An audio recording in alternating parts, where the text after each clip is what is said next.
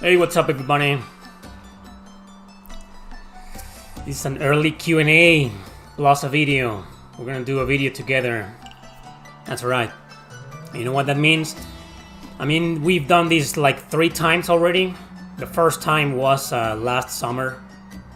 We did a video called the most underrated JRPG on every console. Together, I was selecting my picks. Well, mentioning my picks and why those picks, and then you guys did the same with your picks. That was pretty cool. So that worked out. I had a blast back then. I'm pretty sure a lot of you also had a blast. And then we made another video some months later called the best story, JRPG story on every console. That was awesome as well. And then sometime later, I think it was in December of last year, 2023, we did a video called Top 25 Hardcore but Recommended JRPGs, right? Must play, something like that. It was pretty cool. So because of those 3 videos, you know, they were pretty cool, and I'm pretty sure you had a blast and I had a blast too. You know, we're gonna do another one. This has pretty much become a series now. I see Erick Landon videos with his fans. But let's just wait until more people show up. And yeah, I decided to. Some of you already changed time. I think you changed time at the beginning of March or at the end of March. I don't know. We don't do that anymore in Mexico. Our president removed daylight savings time. Yeah, he did that. One of the very few things that he's done for this country that I actually like. But yeah, I'm pretty sure most of you in other countries already changed time. And it might be a little bit confusing, but whatever, you know, I needed to do this early. So here I am. What's up, everybody? My 3 favorite Final Fantasy games. Final Fantasy IX, Final Fantasy VI, and Final Fantasy VII. It's too loud. Damn, sorry. Yeah, in that order. Number 1, Final Fantasy IX. Number 2, Final Fantasy VI. And number 3, Final Fantasy VII. Yeah. I got Baten Kaito's collection. Which one should I play first? Well, you can start with Origins, because it's the prequel. It's what happens before. But really, you can start with any. You know, one game doesn't really spoil the other. So, feel free to start with whichever, man. It's okay. Though, in terms of, if you want to start chronologically speaking, if you want to follow the chronology, start with Origins. But I recommend starting with the other one first, Eternal Wings and the Lost Ocean, because it's just a little bit easier. Origins is very hard.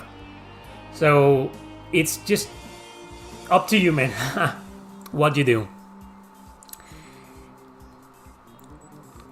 You finished Dragon Quest XI. Yeah, great game.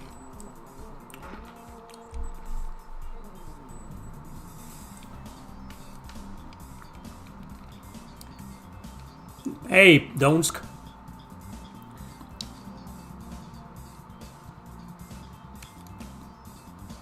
There's still Act 3, but I'm gonna treat it as a post game. It is a post game, and it's prepare yourself. It's stupidly hard. I never finished it. I faced the final boss. I prepared myself, grinded a lot. Faced the final boss several times, couldn't defeat it, and I was too lazy to go on. So I was like, you know, fuck it. Yeah, it's hard. Should I play the Suikoden games in chronological order? What you should do, it's up to you. You can play them in chronological order if you want to. But to be completely honest, it doesn't really matter that much, because every single Suikoden game has a self-contained story. It's pretty much, it's not exactly standalone, but you can jump in with any. Dude, Suikoden is my favorite series of all time. And I played every single one of them in random order. The first one that I played was Suikoden Tactics. Which, yeah, okay, it's the prequel to the series. Actually, I started with the right game, but I didn't know that. And then I jumped to Suikoden 2. And then I played was like Suikoden 1, and then Suikoden 4, and then Suikoden 5, and then Suikoden 3. So you see what I did? And did it matter that much? Do I resent that? Did I go crazy? Was I like, oh no, I shouldn't have done that, man. I should have started with the beginning. No, because the games aren't direct sequels to anything. You can just start with any, man. But if you want to start in chronological order, okay, so here you go. The first one is Suikoden 4 and or Suikoden Tactics. They take place around the same time, okay? You want to play Suikoden Tactics first to understand pretty much everything. But Suikoden Tactics is more of a spin-off and it's not a standalone game. So I recommend starting with Suikoden 4. And then after Suikoden 4, jump to Suikoden 5. And then Suikoden 1, then Suikoden 2, then Suikoden 3. And that's it. Okay, there's other spin-offs. Tier Karais on the Nintendo DS. That's a different universe, man. Doesn't even take place in the same universe as far as I'm concerned. And then there's one, the PSP, that's been recently fan translated. Great game too. Recommend it. Again, doesn't seem to be part of the same universe. So only 6 games take place in the same universe. Oh well, and I guess they are the Suiko Gaiden novels. They are visual novel games on the PS1, also fan translated. They're pretty good, but I understand visual novels aren't for everybody. So if you want to jump into those, make sure to play them after Suikoden 2. Okay, so in chronological order, Suikoden 4, Suikoden Tactics, Suikoden 5, Suikoden 1, Suikoden 2, Suiko Gaiden 1 and 2, and finally Suikoden 3, and there you go. Thank you, Patrick Perez. Are you playing Dragon's Dogma? Do you like it? No, I'm not playing Dragon's Dogma. I'm not really that interested in that franchise. I played the first one, never finished it. Only played it for like 2 hours, and that's it. It's a good game, and I never went back to it. I hope to go back to it one day before I jump into the second one. How many hours do you spend a day playing RPGs? It depends. I've answered this question before. It pretty much depends on how great the game is. Some games aren't that addictive to play, but they're still great. And I play them for like maybe a couple of hours a day, and that's it. And then others are really good that, I'm just there. When I was playing Persona 3 Reload, damn, man, that was like 4 hours a day. But it's always pretty much that, It wasn't like this when I was little.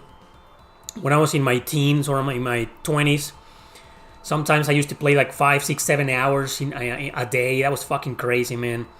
But nowadays, this is just I'm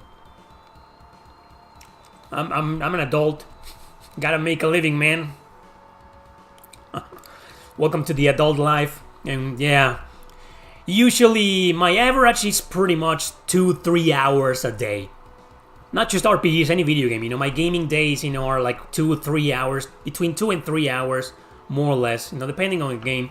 That's my average. Have you heard about the rumor that there's going to be a Final Fantasy Tactics game set in the Final Fantasy 16 world? Well, that's interesting.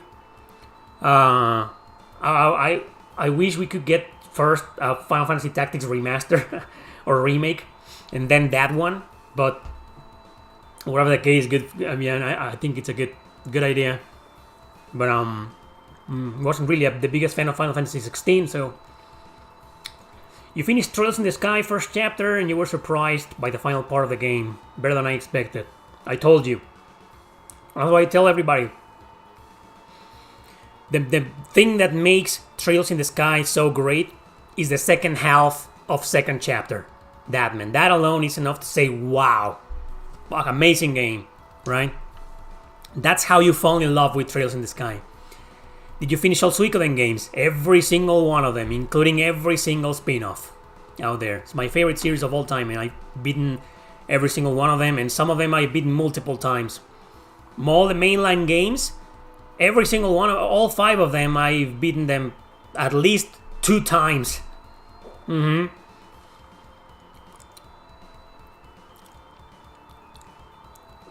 man, Suikoden is... It's just, man, it's my biggest passion, gaming, one of my biggest influence.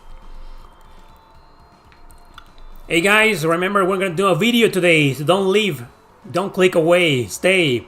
Just waiting for more people to join so we can like really there'll be more people to participate, you know, in the video. We're gonna do a video today, like we've done before. Be patient. Ooh!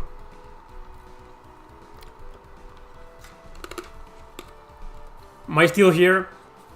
I almost punched the modem, bro.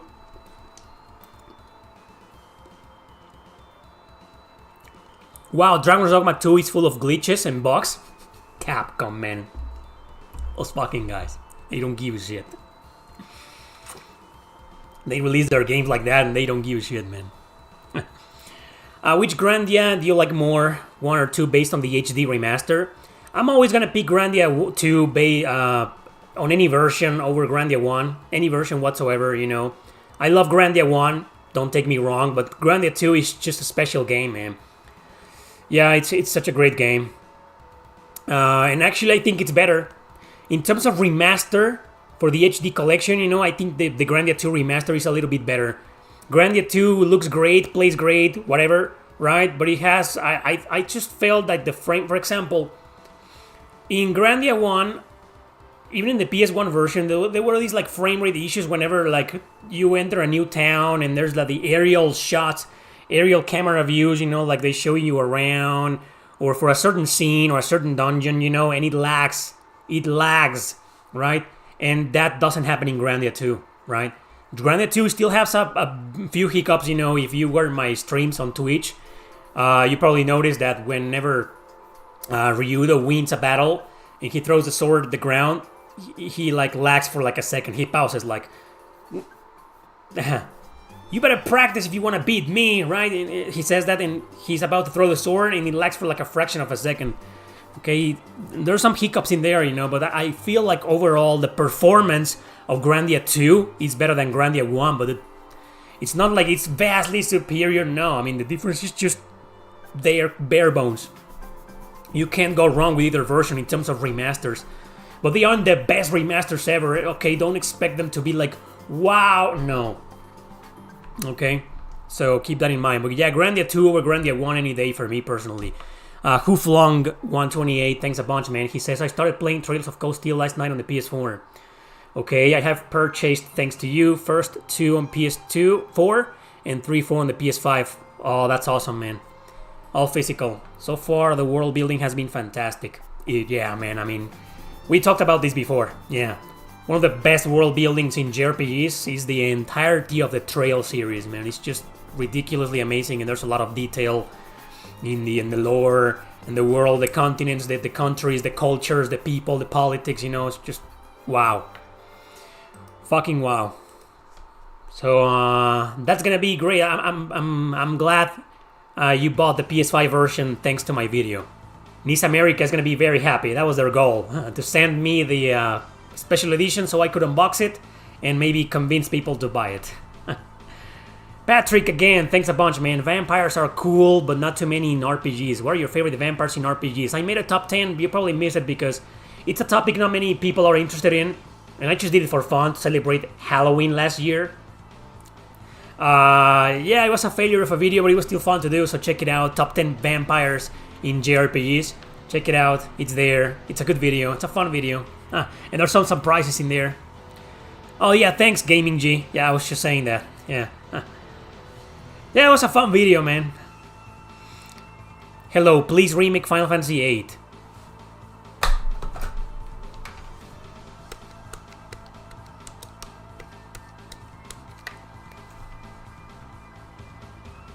Hey, hello. Is this the CEO of Square Enix? The one who makes the decisions about remakes and remasters? Oh hey, I'm Erick, Landon RPG. Hello? He hung up on me. I shouldn't have said my name, man. I'm gonna call again.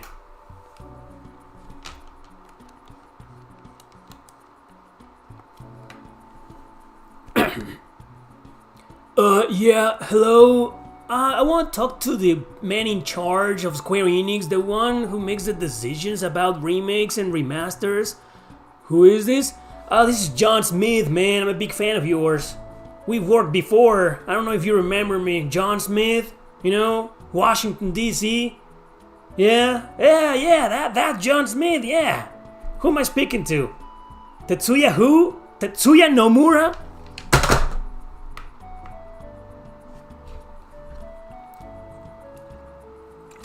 Did you hear what IGN said about Stellar Blade? Oh my god, that's not gonna stop, is it? What, the fucking dramas? You gotta be kidding me, man.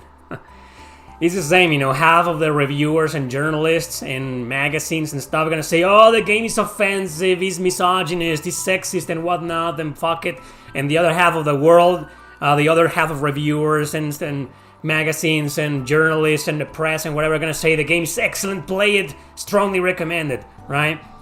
It's that game, he created that, you know, that thing. It's one of those games. They want to sabotage that game. Fucking social justice warriors, man. Kiss my fucking Mexican ass, all of you. The developer don't give a fuck. They don't give a shit about your fucking politically correct whining. Go to hell. The game has the biggest pre-orders in the entire fucking year. More than Final Fantasy VII Rebirth. Joke's on you assholes. Stellar Blade will be a fucking success. And you will suck it. Who flung, thanks again. Back in our day, that is what we call the Landon line. Gen Z wouldn't know what that is. Yeah, still have that old as fuck phone. Yeah. Check it out. It's disconnected right now. Yeah, old as hell, man, the memories. This was my social life when I was like 13 years old. Social media didn't exist, internet didn't exist. This was how you just call your friends, man. Hey, you want to go somewhere this Friday? You know, let's hang out, something like that. You know, or you want to call your girlfriend and spend like an hour talking about life and shit, and she was like, like fuck this guy. I don't even like you. Like stop calling me. Yeah, that was it, man. And I don't know why they call us millennials. You know, it's just. That's always been bothering me. I was born in 1985, and they say I'm the same generation as someone who didn't grow up with that. When I grew up with a freaking Walkman. A Walkman. With a Beta. With a VHS. A VCR. You know? I grew up with that. I didn't grow up with a computer. Or a phone. You know? And people in the mid-90s, you know, were born with that, right? I mean, they grew up with that. How are we the same generation? I don't understand. We're gonna do a video today, people. Come on, get excited, please. Get excited.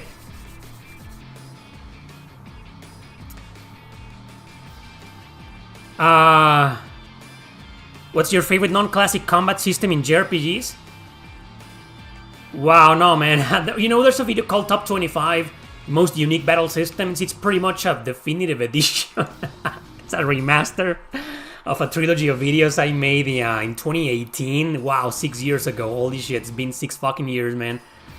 Oh, man. So, check that video out. Yeah, that's a big question, man. And I already made videos about that. In fact, today's video is gonna be about that. But I changed my mind at the last second. Morelos is the best state. All the ladies from there are cute. You haven't been in Guadalajara, man. But my problem with girls here, they know. They know they are pretty, they know they are cute, they know they are gorgeous. So imagine how they behave. It's an infamous city because of that. Calling your friends by phone just to tell them, hey, dude, hear this song? That's how I met Deftones. That is exactly how I met Deftones. One of my favorite rock bands of all time. My friend called me. I was like 14, 13 years old. He called me and he said, you know, man, you gotta check out this band. It's amazing. He put the song over the phone and it blew me away. I was like, what? What's the name of that band? Deftones. Oh my god. And a few days later, I went to a record store and I bought the damn CD, man. Oh my god. Those were the days. We have to admit the fan service is part of the success. That's the whole point. You know, if all the feminists are attacking Stellar Blade, they should attack almost every single JRPG in existence. So almost every single one of them has, at the very least, one overly sexualized female character. I just don't understand why they are picking on this game, man. Probably because the news got out of these 2 fucking employees who got fired.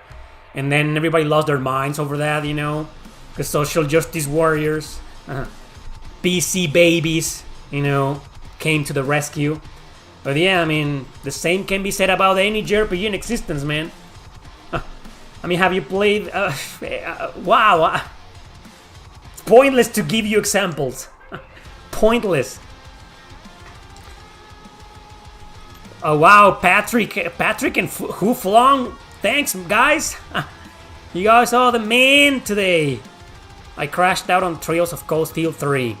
Does it get better, or should I play the 4th one? No, stick to it. It gets really freaking good. Steel 3 is a slow burn, man. It's a slow burn. I went through the same. I was like, man, I got to a point where I was like, I don't want to. I mean, I'm bored.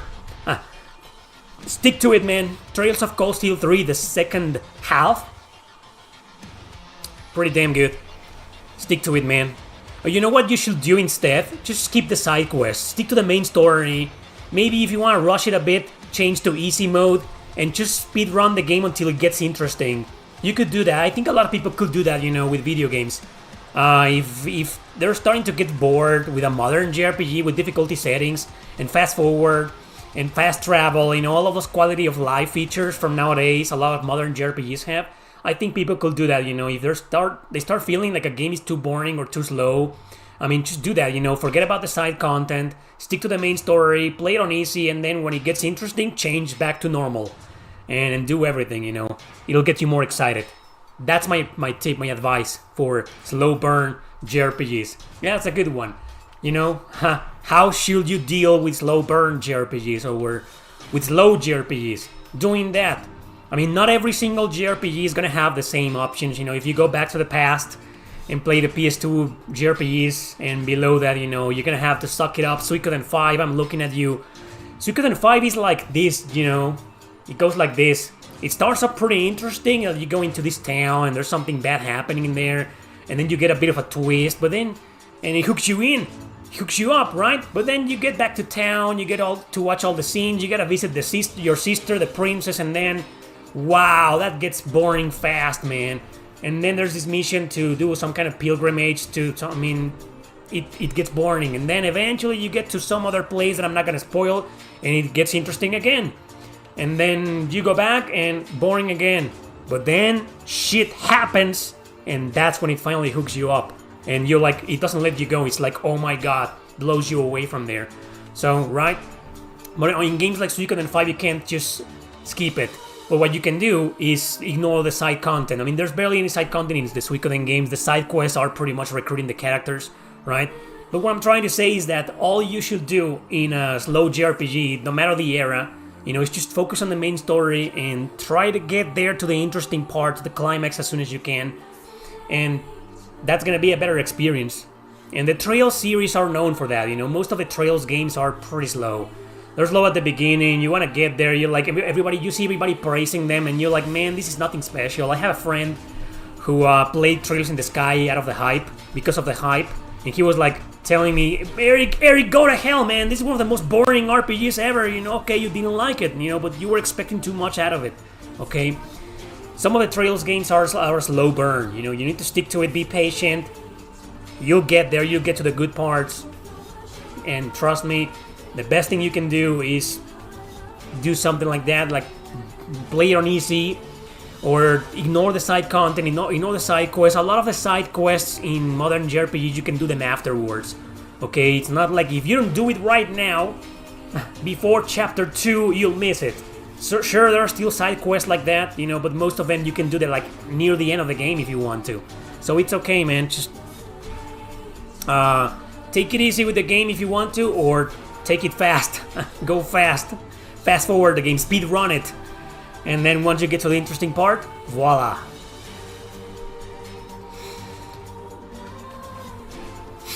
After Trails in the Sky, third chapter, is it better to play Cold Steel, Asher, or Reverie?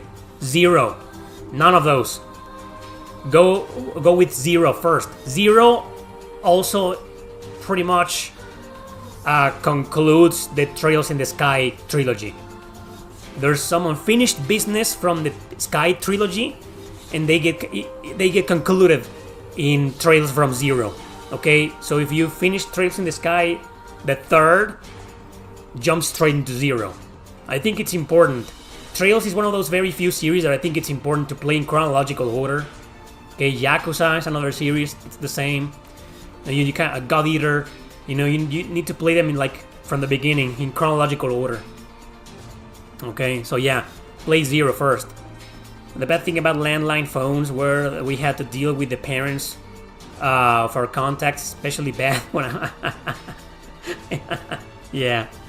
Gameplay or storyline. Depends on the game, but video games are meant to be played. So gameplay is always going to be more important. I've played and finished and strongly recommended games that are the story isn't great, or it's pretty much kind of bad, but the gameplay is amazing, right? So, but recommending a game with a good story but bad gameplay, it's kind of hard to do. So, yeah, man, gameplay. I mean, these are video games. These aren't movies. These aren't books. They're meant to be played. And if the gameplay is bad, then the game's bad. The Trails isn't about the destination; it's about the journey. Yeah, I agree with that. Well, the same could be said about plenty JRPGs out there. But yeah, you got it right, man. Most JRPGs, especially the long ones, are more about the the journey than the endings. Games need to have the e-spacing. But come on, those are action RPGs, fast-paced. Of course, they all have fast pacing. Come on. Should I play Odin Felgana if I didn't enjoy Origins? No. You know what? Because Odin Felgana is I think it's the hardest East game, man. Unless you play it on easy. Why don't you play it on easy? Origins on easy is still freaking hard. I played it on easy, Origins on the PS4, it was still freaking hard and grindy. Felgana on easy, and I think there's also a very easy mode. I mean, very easy is a joke, to be honest. But easy, I remember easy was fine. You're still gonna have to grind a bit, but yeah. But if you don't want to do that, forget about it. If you thought Origins was grindy and hard, fucking forget about Felgana, man. It's the hardest East game in my opinion. Any version. The original Super Nintendo version, Genesis, TurboGrafx, and the remake in Felgana, fucking insane, man. No. Now I have .hack.geo in my library. How good is the collection? It's pretty damn good. The remaster is awesome. Well, it's not 100% a remaster, but everything has been upscaled. The combat feels better, faster. The UI is better. Everything is better. It is a remaster, right? So you got the definitive version right there to play. It is pretty good. And if you didn't mind Sylvando, that's the name of the guy in Dragon Quest XI you just finished, right? You're not gonna mind Entrance. Entrance is way more annoying because he's always all over Haseo, but he's really funny. And Liam O'Brien is the voice actor in English. And there's some interesting stuff about Entrance because he's connected to one character in the original 4 games. Yeah. Oh, you like Sylvando? Yeah, he's a funny guy, right? So, yeah. He's very annoying, though. Are you getting Shin Megami Tensei Vengeance? In the future, yeah, but in the far future, man, when it's $20 on the PlayStation 5. I mean, I just don't... It's not that I'm against these kind of versions, like the definitive version, upgraded version, with extra content in Royal, Persona 5 Royal, It's just I don't think it's worth paying full price for them, It's just a dirty way of doing business, in my opinion. And I don't want to support that. So what I'm going to do is wait till the price is laughable and maybe get it. Maybe. If it isn't woke. What are some of your dream collabs crossovers between 2 JRPG series, Suikoden and Fire Emblem? I like that I get that question very often. Even though most people aren't interested in crossovers or stuff like that, I am a lot. And I would love a collaboration between Suikoden and Fire Emblem. That's my dream collaboration, man.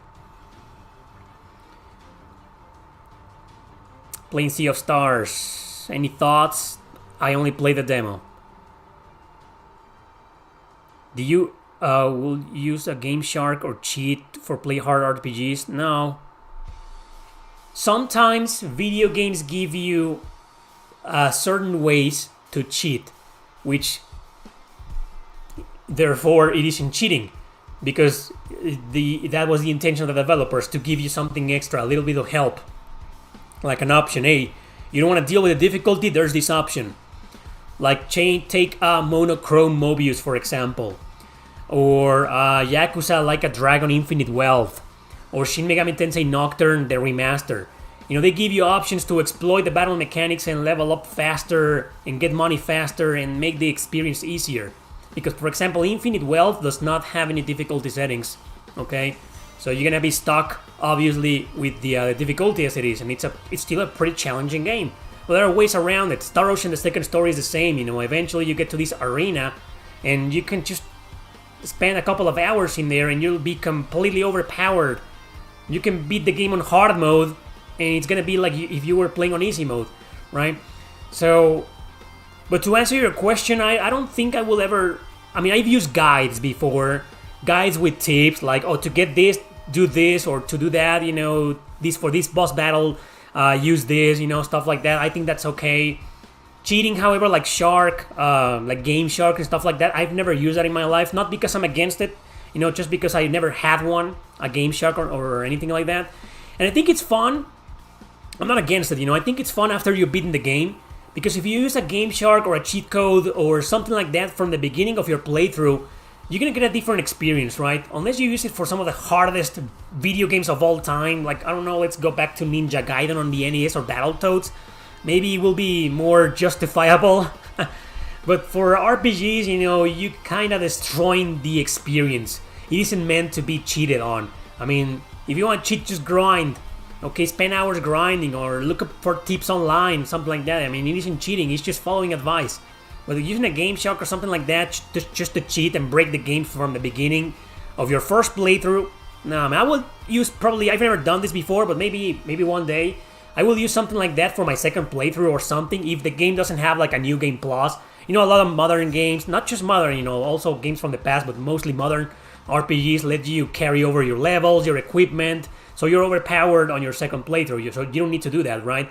But in some games where you just don't, or you just can't, it would be interesting to use some kind of cheat code or something like that to be completely overpowered from the beginning and destroy everything.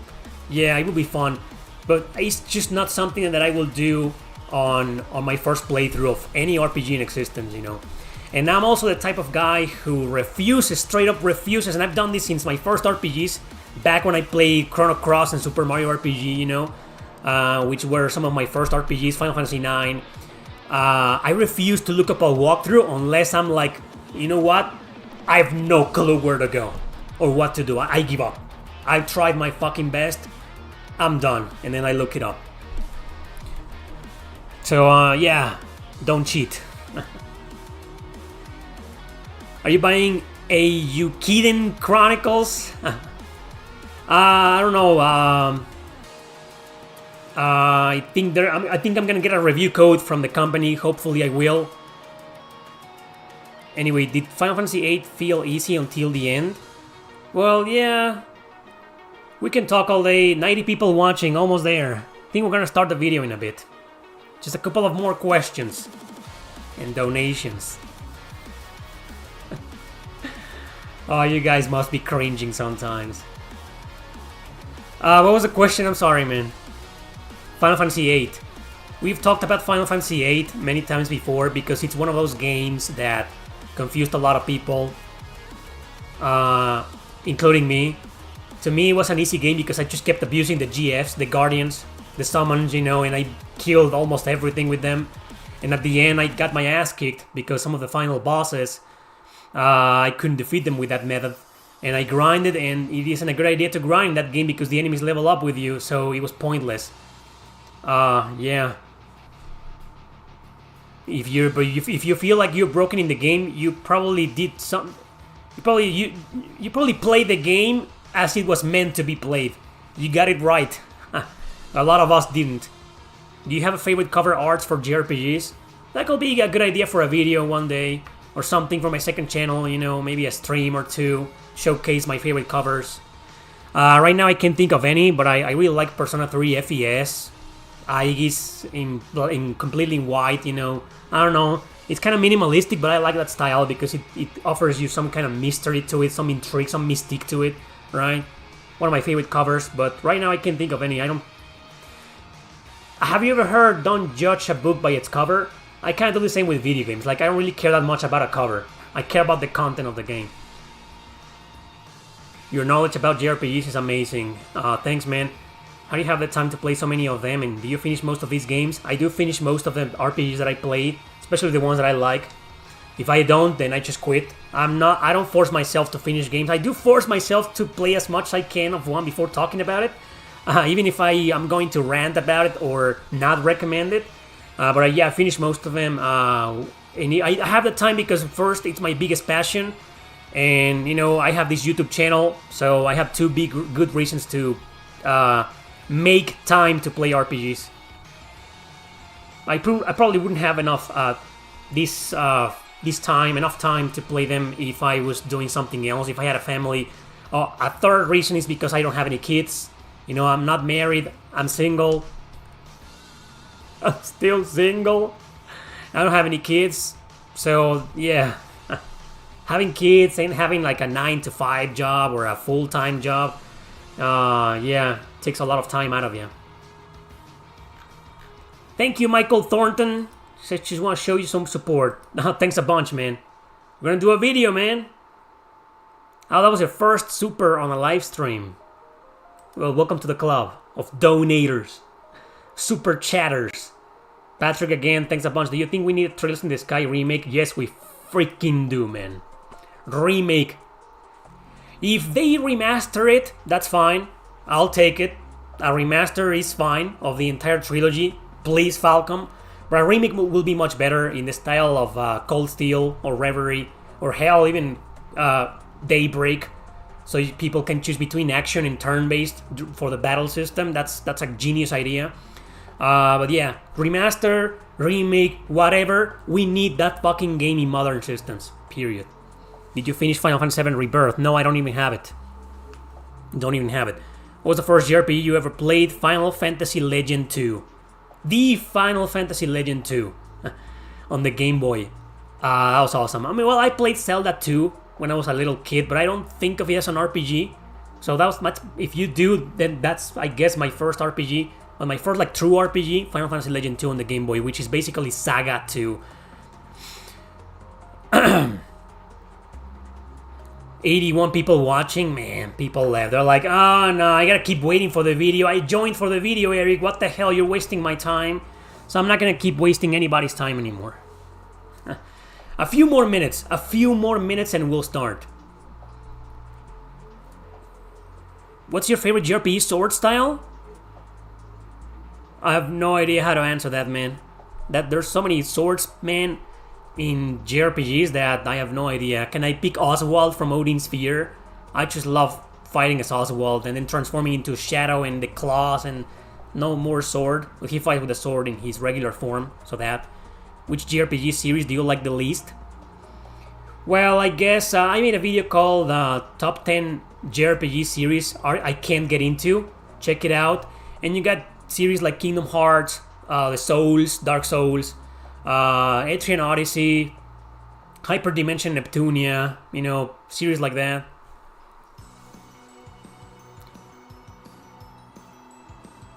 Really enjoying this stream. You can't wait for the video, can you? Is Saga Frontier a good series? There's only 2 games. And the first one is bad in my opinion. The second one is good, it's better, but it's so punishingly hard, and it's kind of hard to beat without a guide. But yeah, pick Saga Frontier 2, man, if you can. Who is your favorite RPG main villain? I don't have one, I have too many. Couldn't answer that, even if I could. I couldn't get into Soul Hackers 2. It's not for everybody. It's a very different game. I love it though. The Last Remnant, good game? No, I agree. Too chaotic, hard to understand, hard to get into, difficulty spikes. Not that good of a main character. He's kind of a dumb. I mean, you got this interesting great cast in there, and the main is fucking Tidus all over again, or Vaughn, man. I mean, yeah. 18 Chronicles is the worst RPG ever in my opinion. Ooh, yeah, man. Actually, you're right. Well, I've seen worse, but it's one of the absolute worst. That's a Western RPG, actually, on the 64, exclusive to it, thankfully. Horrible game, man, 18 Chronicles. Falling Skies on the PS2. What the hell, man? Oh my god. And Tracia on the Genesis. Time and Eternity. Alright, everybody, alright. Let's do this. Let's do this. We're gonna do a video together. Again. We've done videos before. We made the most underrated JRPG on every console. That was last year. Okay, that was a blast. And then we made the best JRPG story on every console. Again, that was a blast. And then we made top 25 hard but must play hardcore JRPGs, something like that. Weird title, but I had a blast. And the videos did all right. So today I have something cool for you. Okay, pay attention, everybody, because this is what we're gonna do. Today we're gonna do the darkest JRPG on every console. How's that? The darkest JRPG. And oh yeah, you mean like dark fantasy, like super religious, political incorrect stories, or philosophical, psychological stuff like that, or like mature rated, something like that, That's the type of video we're gonna do today. Okay, the darkest JRPG on every console. Get ready, everybody, because we're going to start with the PlayStation. And because we're gonna start with the PlayStation, I picked Xenogears. Why Xenogears? Why not Parasite Eve, which is pretty much a horror RPG? Why not Kudelka, which is also a horror RPG? Because actually, they could be used as honorable mentions. Yeah, there can be better honorable mentions than those two RPGs. But I think Xenogears is the darkest of them all because of the story. It's just a story that gets so many interesting twists that you're like, what the hell is going on? When you play that game, you're like, what? This is so dark. And why didn't this get a mature rating? Probably because of some censorship and stuff and, policies of back then, Squaresoft. Or maybe back then, I think if Xenogears were to be released nowadays, it will get a mature rating and it will get a lot of trash because of all the religious, offensive stuff in there. Definitely. Oh wow, I can see that. Xenogears being released nowadays for the first time ever. Wow, that will be Stellar Blade 2.0 with all the dramas and controversies. But there's no fan service in Xenogears. Well, there's barely any. Well, actually, anyway, not the point. So Xenogears, yeah, it's such a dark and twisted story. Very philosophical, very religious. It defies religion. It questions religion like no other game in existence that I've ever seen. It's such a unique story, and the way the story is told to you. It's told in such a dark way, and there's a plot twist regarding Faye. Faye has these psychological issues that are like, what the hell, man? And when you find out about that, and all those confrontations, and all those emotional scenes, and all those explanations, not just the religious part of it, but the psychological part of it regarding Faye, that's just so freaking dark that it's, in my opinion, it's definitely the darkest JRPG on the PS1. What about you guys? We already mentioned Kudelka and Parasite Eve. I can't think of better honorable mentions than those. So apart from those, what about you guys? No only in Japan games, because there's a lot of only in Japan games that obviously are darker, that never came out of Japan precisely for being darker, like Innocent Sin. Well, Innocent Sin came out on the PSP years later, but the original version was considered too dark for its time. Anyway, Vagrant Story. Vagrant Story, definitely. Why didn't I think of that one? Xenogears is still darker though, but yeah, Vagrant Story, definitely. Alondra 1, yeah, Alondra, it's not really that dark, but it has some dark moments, the nightmares and stuff like that, so yeah, you might be onto something, man. Yeah, it's pretty damn dark. What else? That's it? Do you have one more? Cartia. Cartia, the Word of Fate, yeah, it's very political. There's a lot of politics and corruption involved in there. It's kind of mature. The storytelling isn't, Final Fantasy Tactics will be another one. It's kind of dark, but Cardia is a little bit darker in my opinion. Yeah, Cardia definitely a good pick. Okay, so let's move on to the PlayStation 2. Okay, for the PS2 I chose Shin Megami Tensei Nocturne, but it's a bit of a tie with the first Drakengard. But I'm sticking with Nocturne because the only difference is that I beat Nocturne. I've never beaten or finished Drakengard, but I've seen what it's about. I've seen the scenes, the cutscenes, the blood and gore, the psychological stuff in there. Hell, even I have spoiled myself with a few scenes because of research, because I've talked about Drakengard before in previous videos, and I was like, man, I just refuse to finish that game until it gets remastered or something, because come on, the gameplay is just, oh my god, it's outdated and it wasn't even fun when it came out. So I don't like the gameplay in Drakengard 1. I don't like the controls and the combat and the camera, it has a lot of issues, but the story is untouchable. Yoko Taro, one of my all-time favorite writers, is there. But yeah, I can't really speak that much about Drakengard because I never finished it. But the one that I did finish was Nocturne, and that's a blast, and it's one of the darkest, if not the darkest, Shin Megami Tensei game ever.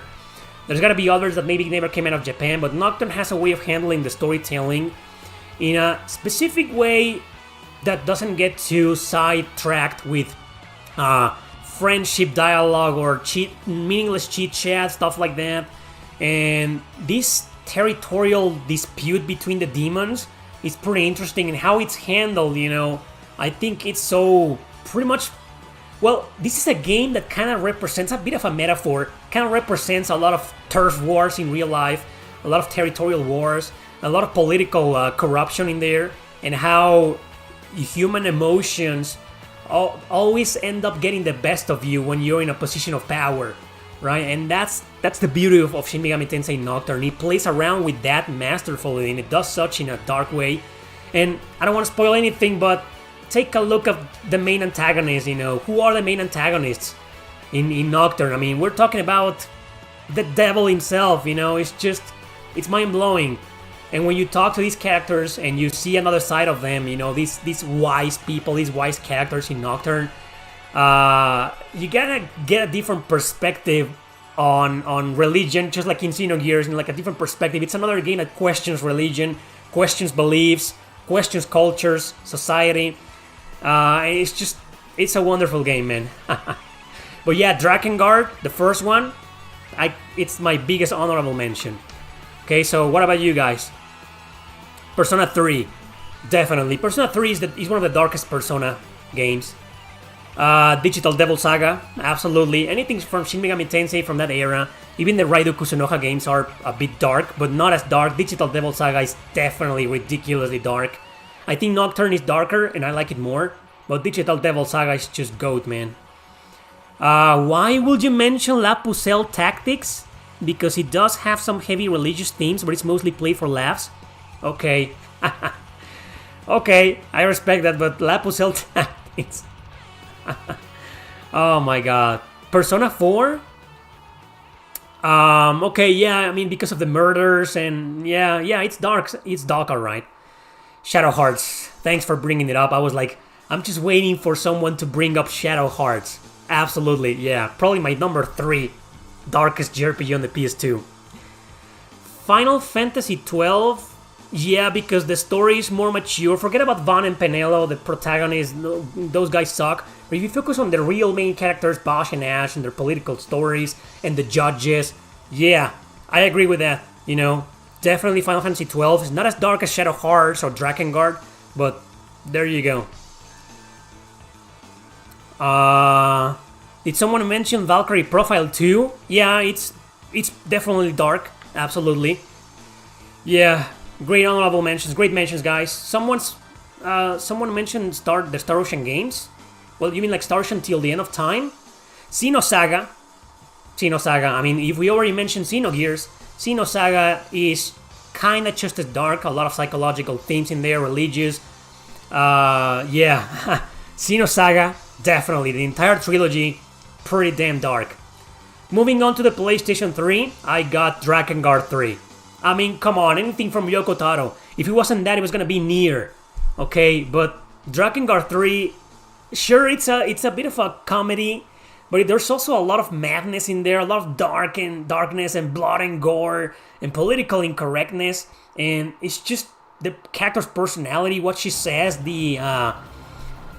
she has this no bullshit and I don't give a shit attitude about life and about everything and everyone. She just wants revenge. The plot itself is to get revenge and viciously kill her sisters who betrayed her. I mean, it's just, yeah, there's a lot of humor in there. I understand that, but there's just so much darkness in that game that's just, it's madness. It's madness, man. Yeah, okay, Nier Gestalt, definitely, but I'm staying with Drakengard 3 because it's darkness personified. In both, it's light-hearted humor and it's black humor. In all types of humors. In seriousness and in comedy, you know, it's just the epitome of darkness, that game. What about you guys? Folklore, definitely. Folklore is one of the darkest. It's a very unusual game. You play it and you're like, oh, this is a Western game, right? No, it's a Japanese RPG, right? But Folklore, definitely. PS3, people. What else is there? Apart from Nier. Did someone mention Atelier Totori? Oh man, Resonance of Fate. Yeah, it's kind of dark. The story is dark. It's yeah. I never finished that game, so I don't know much about the story. But what little I play, I think I played for like 5-6 hours, and yeah, the story was dark, mature, different. Yeah, it's definitely dark. What else? Come on, guys. No one's gonna mention Lost Dimension. Not that dark, but I mean, you gotta kill one of your party members on every chapter. Isn't that dark enough? Trinity Souls of Zilol. Definitely, because it's a dark fantasy RPG. The setting itself, it's a game about revenge. I mean, the theme is revenge, and there's dark fantasy involved, and it's a dark game, so there we go. The Witch and the 100th Night. Let's move on. PlayStation 4, everybody. I think you saw this coming.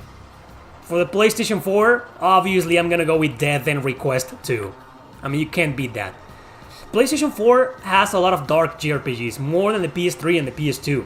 Trust me, okay? But Death End Request 2, it blew me away last year, and I don't think I've ever seen a darker JRPG than that. Released outside of Japan, Japanese. I know there's a lot of indie RPGs that are much darker, Western RPGs, or Japanese exclusives that are much darker than this one.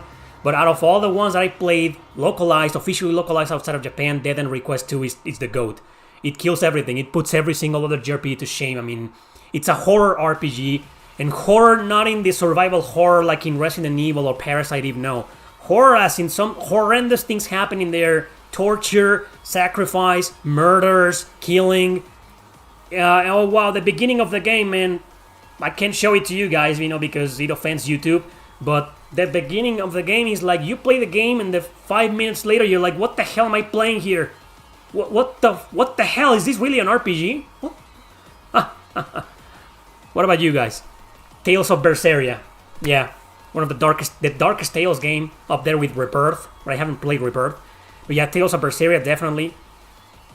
Persona 5. Yeah, all the Persona games are kind of dark. I mean, but Persona 5 is like a stretch in my opinion, but it is dark. The Mary Skelter trilogy. Yeah, even though those games focus a lot on fan service and the kinkiness stuff, if you pay attention to the story and the premise and the lore about it, you know, they're pretty damn dark. The Mary Skelter trilogy, definitely. Wizardry on PS3, by the way. Okay, we missed that, but yeah, it's pretty dark. Someone just mentioned Bloodborne. Obviously, about time someone mentioned the Souls series. Bloodborne is the darkest of them all. Bloodborne needed to be mentioned. It's dark as hell, edgy as hell. Probably one of my 5 darkest JRPGs on PS4, definitely. Nier Automata, Oh, everything from Yoko Taro. That guy is dark as hell, so definitely Nier Automata. Death End Request, the first one you mean? Okay. Oninaki, Oninaki, yeah. Thanks for bringing that game up, man. Definitely dark. Of course. Someone mentioned Made in Abyss. I haven't played it. I know there's a game with that name, and I want to play it. But yeah, it looks childish, but it isn't. I've seen footage of it, and it looks pretty damn dark. Made in Abyss, definitely. Code Vein, of course.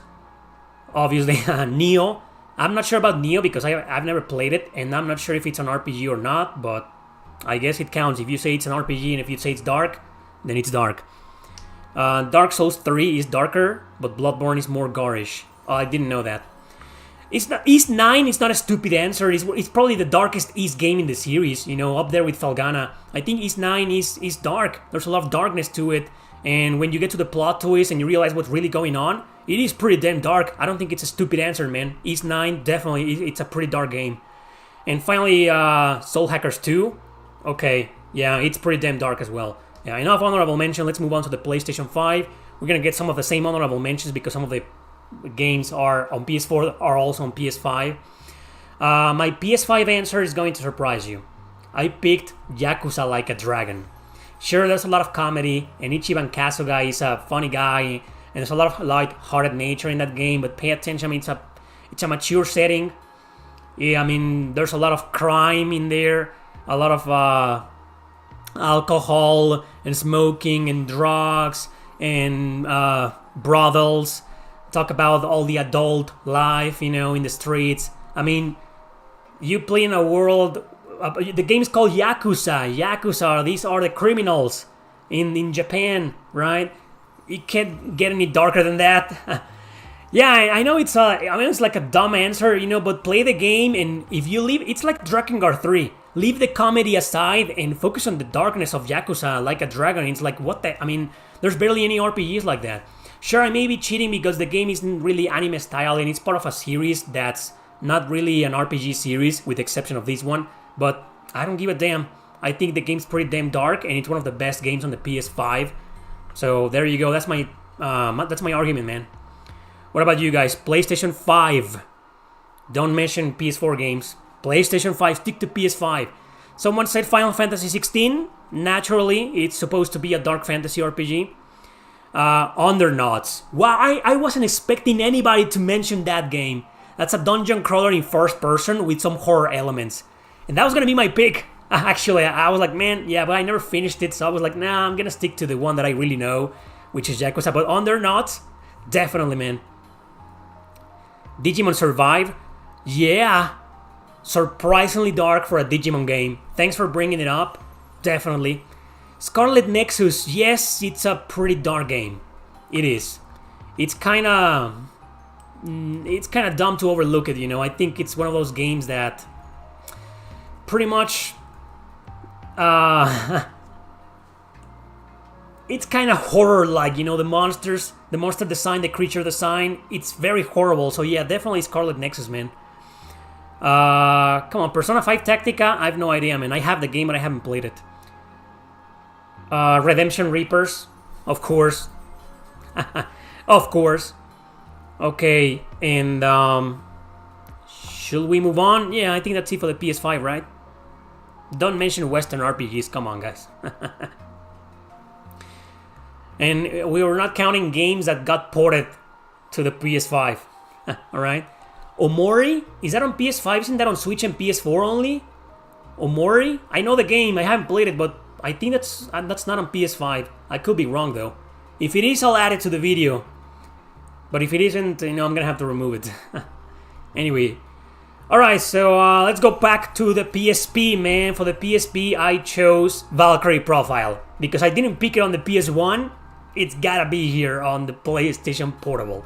Okay, Valkyrie Profile, I mean, such a dark story, mature story, barely any chit-chat, barely any comedy, goes straight to the point, very mature.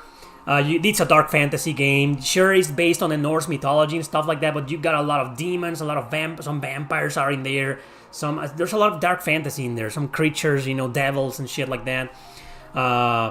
And it's a pretty dark game because some of the stories Lenneth, the main character herself, goes through, you know, by just witnessing them. Just that relationship between these characters and how whenever she recruits somebody, how their stories, their tragic stories of some characters, you know, start affecting her, and therefore she starts questioning what she's really doing, and about the Ragnar War and her purpose in the war and her purpose in life, and her past, her tragic past, which is pretty damn dark. Oh my god. So, yeah, you see where I'm going, right? It's kind of hard to explain it without spoiling, but if you play the game, you know it's really freaking dark. So yeah, Valkyrie Profile on the PSP, definitely darker. And I would like to quickly mention my honorable mention, which was going to be Jeanne d'Arc, based on the legendary heroine Joan of Arc. It's not that dark, but there's a couple of things that happen in there that are dark as hell. That are like, I can't believe they did this. It's such a dark game. What about you guys? E7, why? Okay, it's why? Corpse Party isn't an RPG. Final Fantasy Type 0 came only in Japan. That's a PS... We could only talk about the PS4 version. Okay, Persona 3 Portable. Definitely. Persona 2 Innocent Sin was almost my pick. I was like Valkyrie Profile, or Jeanne d'Arc, or Persona 2 Innocent Sin. Persona 2 Innocent Sin is the darkest Persona game, in my opinion. That's that dark. Almost SMT level. Sorry. Fate Extra, I did consider the game. There's a lot of darkness, and it doesn't get like really dark until the end. The ending is like mind-blowingly dark. Like, what the hell, man? Fate Extra, definitely. I completely agree with that. No one's gonna mention Elminage Original. It's a dungeon crawling first person. Nobody gives a shit about the game. Yeah, Gungnir. From the Department Heaven series. Definitely one of the darkest of them. You know, it's Nights in the Nightmare, Hydra Union, you know, those games, right? And Gungnir seems to be like the darkest of them all. It's not that dark though, but yeah, good pick. And finally, Grow Lancer 4. Yeah, mature story, political stuff. If you choose the dark routes, it gets dark real fast. Definitely, man. Grow Lancer 4, Wayfarer of Time. Definitely dark. Okay, moving on to the PlayStation Vita. Soul Sacrifice. I mean, come on. The game is designed to be dark, edgy, bloody, just ridiculously mature. Yeah, Soul Sacrifice. I mean, it's more dark in the fact that the storytelling is kind of... It's just the scenery. You play the game at the beginning and you talk to this book and you read through the characters' situations and what they went through, and it's just really freaking dark. It's really dark. Soul Sacrifice, I can't believe that game is still an exclusive on the PS Vita, man. And of course, the fighting, you know, it's a bit on the... Not exactly Monster Hunter or God Eater, but you do play some against major elite monsters. That's the whole point of the game. Stages are short with just a few monsters in there, and then you play with the major boss, which is a pain in the ass usually. It's a really hardcore game, not for beginners, you know, really brutally hard action RPG, man. But yeah, the fighting, the monster design, and all that jazz, you know, it's dark fantasy, obviously. But the plot itself, the premise about you being this kind of prisoner in there, and your goal is to, without spoiling, you know, is to fight this big evil guy who ruined everything for you. So, Soul Sacrifice, definitely, man. I mean, it's just the darkest JRPG on the PS Vita by far. What about you guys? God Eater, the second game, or the first one? Both games are dark. The God Eater games are dark naturally because they're post-apocalyptic games about characters in a tragic situation trying to fight for their lives against these giant, horrendous monsters, right? So yeah, definitely the God Eater series. Persona 4 Golden, yeah, we already mentioned that on the PS2, but yeah, it counts. Darkest Dungeon, but that's not a Japanese game, that's a Western RPG, man. Freedom Wars, definitely, it's really dark. You go to jail at the beginning for no reason other than existing and doing something that you get sent for like 1,000,000 years of prison, and it takes place inside a prison, and there's a big brother in there. What do I mean by big brother? By big brother, you know, the 1984 book, of course. Freedom Wars definitely was going to be my pick, but I think Soul Sacrifice is much darker. But Freedom Wars, definitely, man. Stranger of Sword City, yeah, there's a lot of art style in there that is kind of dark, and the plot itself is kind of dark, also kind of apocalyptic-ish. Demon Gaze is more on the comedic side of things. Some darkness is in there, I see it, but not really. Yeah. So what else, guys, on the PS Vita? Not a lot of fans of the Vita, I guess. What, no one's gonna mention Valhalla Knights 3? Because nobody played it. Oh yeah, check Valhalla Knights 3. It's like Drakengard. Like politically incorrect, more on the humor, dark humor side of things, but it's just the dark. Finally, someone mentioned Trillion God of Destruction. Yeah, I see what you mean by that. Definitely. Alright, we're done with PlayStation, people. Let's move on with Nintendo. And for the NES, I picked Faxanadu. I mean, what's there? What else is there on the NES? Most of the RPGs released on the NES that are dark never came out of Japan. We only got the good ones, the positive ones, the light-hearted ones. But Faxanadu, I picked Faxanadu simply because it has some dark fantasy monsters and enemies in there. And I don't like the game, to be honest. I don't think it's a good game. It has a lot of fans. It's a cult classic, and yeah, I just don't like it, man. But I think it's just the darkest NES JRPG I could find. What about you guys? Crystallis? Crystallis, I consider it, but I mean, there's barely anything dark in there. It's just, no, not really. Earthbound, well, we never got the original NES version until much later on the Wii U, I think. But yeah, I guess it could count, but I haven't played it. I don't have an opinion on Earthbound. And Deadly Towers, I mean, let's move on. That's a terrible game, man. Super Nintendo, Terranigma. I was gonna pick Ogre Battle, March of the Black Queen, because of the political stuff and shit. You know, it's not a power of friendship type of RPG. And Terranigma, it goes dark when it needs to. The entire Quintet trilogy, Soul Blazer, Illusion of Gaia, have some dark stuff in there. But I think the darkest of them all is Terranigma, because naturally there's some I don't want to spoil anything, you know, but some things happen in the game that make you question, like, what's up with this game? Maybe that's a reason why it never came to North America. No, I don't think so. It never came out to North America because it was released pretty late in the Super Nintendo era. The 64 was already out, the PlayStation, so probably right. But Terranigma definitely is probably the darkest JRPG on the Super Nintendo, but I'll be honest, it's not that dark. I mean, there isn't a single JRPG on the Super Nintendo, in my opinion, that can be considered like, wow, it's really dark. Not really. But Terranigma is the best I can think of. Or someone saying Final Fantasy VI. Yeah, because of the plot twist. You know what happens with Kefka halfway through the game. That's just horrible. That's pretty damn dark. And some mature themes are in there. Definitely Final Fantasy VI. Chrono Trigger, really? No. Treasure of the Rudras never came out of Japan. Shin Megami Tensei never came out of Japan. Dragon Quest V never came out of Japan until the DS versions. Final Fantasy IV, because of Cecile, because he's the Dark Knight, and because of his relationship with Kain. I see the darkness in Final Fantasy IV, but not really. Earthbound, the Super, get the hell out. Come on! Come on, people. Let's move on to this Nintendo 64. Ogre Battle. I mean, what else is there? Ogre Battle, like I said before, you know, is just a game that focuses on the political stuff, on the corruption stuff, on liberating towns from oppression. I mean, that's pretty much dark in itself, right? That's a mature setting in there. Ogre Battle, it's all about war. War themes are usually darker than your average power of friendship saving the world trope, right? So there you go. That's my one only argument. The game isn't that dark, but it is dark, and some creatures in there, some enemy design in there, and some lore about the game itself, the universe itself, you know, it's kind of dark. It's not that dark, but it's dark nonetheless. And you know what, let's move on, because there's nothing else that is remotely dark. If you mention games like Paper Mario or Quest 64, come on. Let's move on straight to the GameCube. Okay, I picked Baten Kaito's Origins. Not the first one.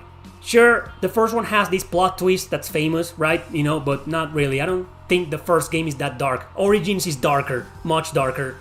A lot of things in this game happen because of its dark, mature settings. What happens with the main character is pretty interesting. It's pretty dark. Not on the same level as a game like Xenogears, for example, but it's really weird what happens with the main character. I think it's a good game, and I think it's brutally hard, but I also believe it's a really good story, man. I think I like the story in the first Baten Kaitos, but this one is definitely darker because of the things that happen. All the invasion of the Empire, the soldiers, the war. Once again, going back to the political themes of video games. You know, this is one good example. So definitely Bats and Kaitos Origins, people. What about you guys? Lost Kingdoms, 2 people mentioned it, thank you. It's pretty much a dark fantasy setting, and that was gonna be my pick. But unfortunately, it's not a game that focuses on its story. Yeah, sure, it's about a kingdom that's about to die because of a disease, and Katya, the protagonist, needs to save it, right? But there's barely any storytelling in there, that's why I didn't pick it. But yeah, definitely Lost Kingdoms. Path of Radiance, okay, yeah, it's one of the darkest Fire Emblem games, definitely. It could work, Path of Radiance on the GameCube. And what else is there? There's barely any JRPGs on the GameCube, right? Tales of Symphonia, I don't know, man. In Skies of Arcadia, sure, I see some dark stuff in there, but not really, man. Those 2 games, nah, just no. But I respect your opinion. Moving on to the Wii, Pandora's Tower. I still can't fathom why it didn't get a mature rating. Lucky for it, it didn't. Probably because it was completely localized and translated in Europe, right? And maybe when they localized it to North America, the ESRB didn't care for it. But I mean, come on. One of the most disturbing games in history. I mean, how do you have this girl that's slowly transforming into a demon, into a horrible creature, and needs to feed on hearts of the monsters? And you see the animations that are freaking disgusting. I mean, Pandora's Tower is one of the darkest JRPGs in this entire video, not just on the Wii. It's ridiculous. One of the darkest JRPGs or video games in a Nintendo system. It's just... it's... wow. Anyway, enough said, guys. What about you guys? Xenoblade Chronicles? Nah. The last story definitely has some dark moments, but not really. Super Paper Mario.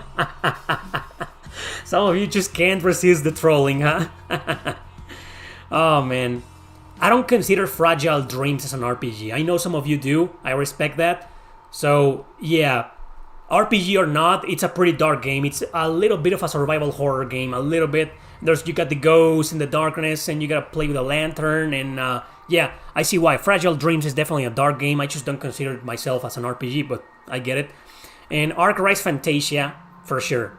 That's a game that goes dark in levels, in unimaginable levels. Like, there's a lot of tragedy involved in there, and that's all I'm gonna say.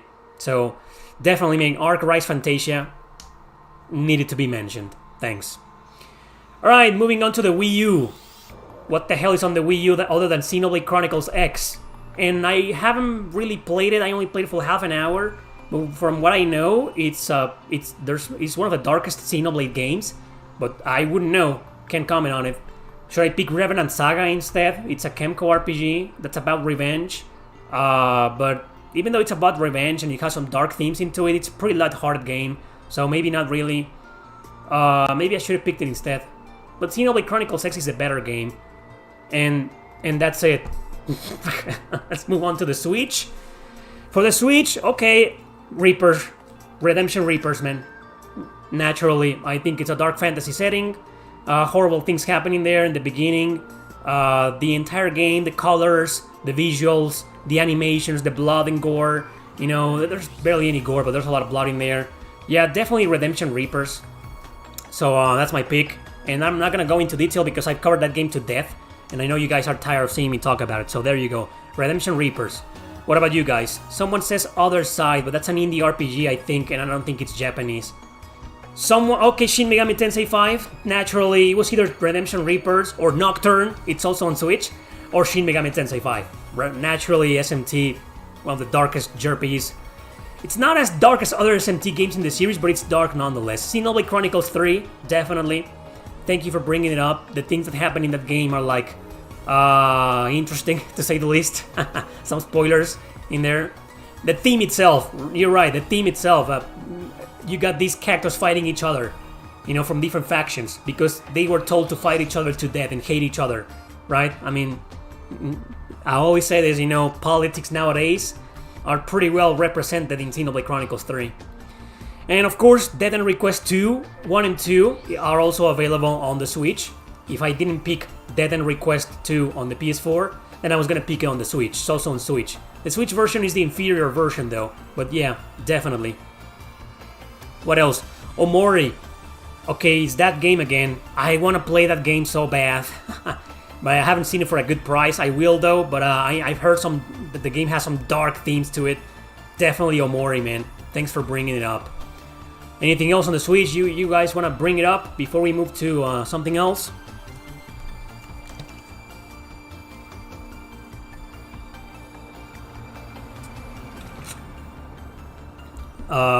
That's it. Should we move on? There's a lot of JRPGs that are dark on the Switch, though. Okay, yeah, the Mary Skelter trilogy. Again, it's available on the Switch, just as it is on PS4. Mary Skelter, definitely. Thanks for bringing it up. Definitely dark.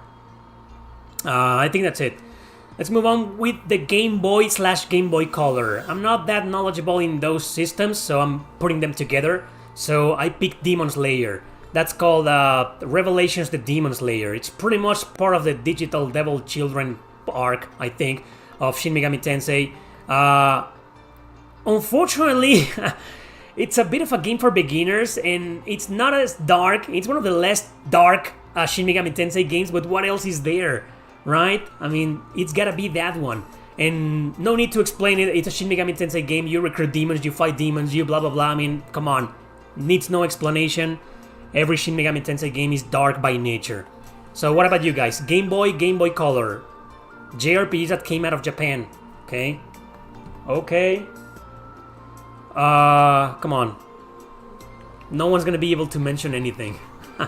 I mean, Gargoyle's Quest, maybe? Because you play as a gargoyle from a dark fantasy universe of ghosts and goblins?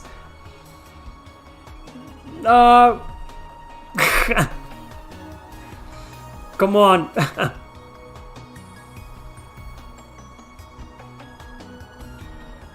Let's move on. Alright, let's move on to the Game Boy Advance. For the Game Boy Advance, I got Tactics Ogre, the Knight of Lodis. I could have chosen Tactics Ogre on PSP or PS4, you know, but no, I'm gonna pick it here. It's a different game though. A lot of people seem to believe it's the same game. No, Tactics Ogre, the Knight of Lodis, it's its own game. It's part of the Ogre series, but it's its own game, self-contained story, you know. It takes place in the same universe, but it's its own thing. And I'm only choosing it because it's naturally a dark theme, a political about war, barely any chit chat. It's not like there's a lot of strategy RPGs that are about war and politics, you know, but there's also about the power of friendship and stuff like that. And the Knight of Lodis is kind of different, you know, it goes into a different direction than that. And there's some mature themes in there. And obviously, you're not gonna get your average, like I said before, like power of friendship, saving the world type of characters or cast. No way. So definitely a Tactics Ogre. What about you guys? Onimusha Tactics. Yeah, I consider it because of the dark themes. It is inspired by the Onimusha series, which are dark action games on the PS2, naturally, but it wasn't as dark as Tactics Ogre. It's pretty much a bit of a comedy too. There's a lot of humor in there. But yeah, Onimusha Tactics, I get it. Golden Sun 2, The Lost Age. Yeah, because you play as the bad guys, right? And there's some dark themes in there. I never finished that game, so I can't talk much about it, but I get it. Riviera, The Promised Land. You're probably mentioning that game because of the angels and the religious themes in there. But again, yeah, I see the darkness, but it focuses more on the relationships and the bonds and the little harem that goes on in there. So, yeah, I get it. Yggdra Union, yeah, another war RPG. No one's gonna mention the Sacred Stones. It has dark fantasy elements. You fight zombies and big spiders and big monsters, horrible creatures in there. And the Sacred Stones, in my opinion, is one of the darkest Fire Emblem games of all time. And especially because of the ending, right? Alright, so that's all I'm gonna say, not gonna spoil anything. But it's pretty much a dark fantasy RPG, the Sacred Stones. Okay, so Mother 3, I haven't played it. Oh yeah, someone mentioned the Fire Emblem Game Boy Advance games, yeah. Yeah, thanks Baja, yeah, there we go. Yeah, that's it for the Game Boy Advance. Let's move on to the Nintendo DS. Surprisingly, I didn't pick any single Shin Megami Tensei games, instead I picked Valkyrie Profile, Covenant of the Plume. I mean, oh boy, you play as this guy who is angry and edgy as hell, swears revenge on Lenneth because she pretty much took his father and that ruined his family. Wow, I mean, wow. And it's pretty dark. This is a game with several routes and endings. okay? And most of the rules are just as dark. And again, like in the first Valkyrie profile, most of the characters you recruit come with this tragic or dark as hell backstory. Most of them, not all of them, but some of them are like, what the hell, you know, it's pretty dark. And you also fight a lot of monsters that are like pretty much dark fantasy, right? You fight a lot of soldiers, your average Joe in a uniform, but you also fight a lot of creatures that are like, they come straight out of a dark fantasy game. And no wonder the Valkyrie profile games, one of the reasons why I love them so much is because of that, because they take place in this kind of dark fantasy setting, and I love that, okay? So, Covenant of the Plume, I mean, this character, and he makes a pact with pretty much Hell, the Queen of Hell, so he can have the plume to sacrifice his allies. What? I mean, it's just the darkest JRPG on the Nintendo DS, man. Come on. What about you guys? Strange Journey, obviously. Contact, I never finished it. I've heard it's kind of dark, and I did play a little bit of it, but I didn't get to the dark part of it. Lunar Knights. Yeah, it's kind of dark because of one of the main characters, his story arc is a little bit on the dark, kind of mature side of things. I get it. Yeah, Lunar Knights, probably. Yeah, I'm not gonna deny that, man. Kingdom Hearts 358 and a half days is kind of dark. I'm not gonna deny that, you know, but I wouldn't mention it. Obviously, Devil Survivor or anything from the SMT series. Radiant Historia, yeah, it's a bit darker, you know, because you get to experience a lot of tragedy that you can avert by going back in time and change the events, right? Yeah, why didn't I think of that? You're right, Radiant Historia, but none of your mentions come close to Covenant of the Plume. It's just ridiculously dark, man. Yeah. Digimon! Come on, enough with the Digimon games, man. I know some of them can have some dark stuff in there, but come on. Anything else on the Nintendo DS? No? Someone's asking if Covenant of the Plume is a good game. It's a very convoluted game. I have a love-hate relationship with it. But yeah, it's a good game. That's it, right? The world ends with you? Well, okay. Nights in the Nightmare. Yeah, that's a bad game in my opinion, but yeah, it's dark. Moving on to the Nintendo 3DS. Well, okay, Shin Megami Tensei Strange Journey. I didn't include it. I didn't pick it on the Nintendo DS, so of course I gotta pick it on the 3DS. Why that and not Apocalypse? Why that and not 4 or the Devil Survivor games? Because I just felt that Strange Journey had the darkest story and the most mature cast. You don't have these kids like in Apocalypse or Devil Survivor, like high school students and shit. No, you don't have that. You don't have that humor, that immaturity of it. You know, don't take me wrong. Those games are still dark as hell. Shin Megami Tensei 4, the original, it's a close second. You know, but I'm pretty sure Strange Journey beats it. You know, it's just so dark.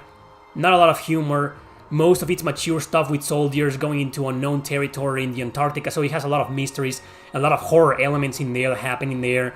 And oh my god, man, yeah, it's a story that blows you away because of how dark it is. Strange Journey is definitely the king of dark JRPGs on 3DS.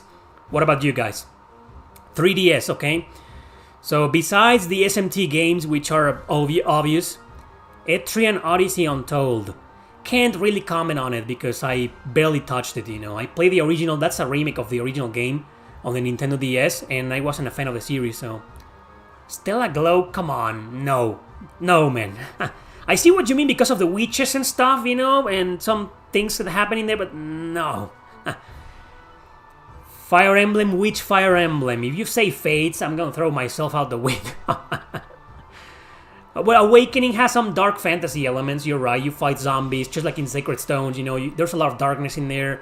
Yeah, Awakening, it's a pretty dark game now that I think about it. Sure, the story doesn't make any sense, but yeah, actually, you know, Fire Emblem Awakening. What else? Kinda interesting, right? The 3DS doesn't have too many. The Alliance Alive, yeah, because of the theme. Yeah, okay, I get it, yeah. I understand why you picked the Alliance Alive. Someone else already picked Alliance Alive, okay, I get it. In your opinion, the darkest 3DS Fire Emblem was Shadows of Valentia? That's a remake of Fire Emblem Gaiden on the Famicom. Never came out of Japan. Yeah, I see the darkness of it. I still think Awakening is darker because of the themes, you know, but Shadows of Valentia definitely has the better story. I'll give you that. Okay, so we're done with Nintendo, guys. We are done with Nintendo. Now let's move on to the Xbox. The original Xbox, I don't have a pick for you because there's only like 2 or 3 JRPGs. And okay, can I play Blackstone? It's inspired by Baldur's Gate and, you know, more like inspired by Dark Alliance specifically, or the what are the names of these freaking games? Gauntlet series, the Gauntlet series. But not really. There's barely any story in there. It's 95% gameplay. You fight some dark enemies, some monsters, some yeah. I mean, let's move on to the Xbox 360 with Nier. I didn't pick Nier on the PlayStation 3, so of course I had to save it for the Xbox 360, okay? Nier Gestalt, one of the darkest JRPGs of all time, top 5 darkest JRPGs of all time, man. That ending, that plot twist at the end, you're like, holy crap, you feel so miserably and powerless, you're like, oh wow. And it's such a dark game, it starts dark, it gets dark after a while. Kaine is such a dark character. The dialogue, the political incorrectness of the characters, I mean, Yoko Taro, one of the darkest writers up there, you know, in the JRPG industry. It had to be Nier, man. Definitely. What about you guys? Lost Odyssey, definitely dark because it's a game where some of the characters are immortal and they're suffering through it. And if you pay attention to the visual novel stuff in them, they're reading the dreams, you know. Oh my god, yeah, it's definitely dark. The Last Remnant, yeah, I can see why you're saying that because of the war that's going on, stuff like that. So yeah, okay. Operation Darkness was gonna be my pick, but I was like, no, I didn't pick Nier for the PS3, so I'm definitely choosing it for the 360. But Operation Darkness is a dark fantasy game, combined with World War II enemies and the Nazis and the vampires are there, werewolves. Yeah, Operation Darkness, definitely, man. Infinite on Discovery, why? I don't see why. It's not, I mean, no, not really. I don't know, man. Anyway, that's it for the 360. Let's move on with the Xbox One. And I picked Code Vein. Again, I didn't choose Code Vein on PlayStation 4, so I'm choosing it here on the Xbox One. Even though I've never played it there, I played the PS4 version. But yeah, Code Vein is one of the darkest JRPGs of modern age, of this day and age. It's about a bunch of characters that are basically vampires, known as the Revenants, you know, but they're basically vampires. They need blood to survive, but they don't want to become the Lost, which are monsters that go out of control. And how this world came into existence, every time you beat a mission in this game, you complete a mission, you go down into some kind of twisted and dark and foggy memory lane trip with your main character, walking slowly through those memories. I love those moments because you start knowing a little bit more about the lore and about what happened. Why are these characters like this? Why did humans become vampires? All of them. And what's going on with the world? And it's so dark what happened, the ending, the twist, when you get everything explained to you, that's just ridiculous, man. That's like what the hell? Right? And yeah, of course, it's a dark fantasy setting game, inspired by Souls, inspired by Bloodborne. So, of course, it's dark as hell and edgy, even in gameplay mechanics. Obviously. And there's a lot of gothic stuff in there, gothic ruins, the gothic church. I could go on. I'm such a fanboy of Code Vein that I could go on, guys. So what about you? Scarlet Nexus was already mentioned in PS4, definitely. Also the Nier games, Nier Replicant, thanks for bringing it up. Should have been mentioned also on the PS4 segment, but yeah. What else? Vampire, I own it. Pretty damn dark, but that's a Western RPG. This video is about Japanese RPGs. But yeah, Vampire, man, that's a stupidly hard game. Dark game too.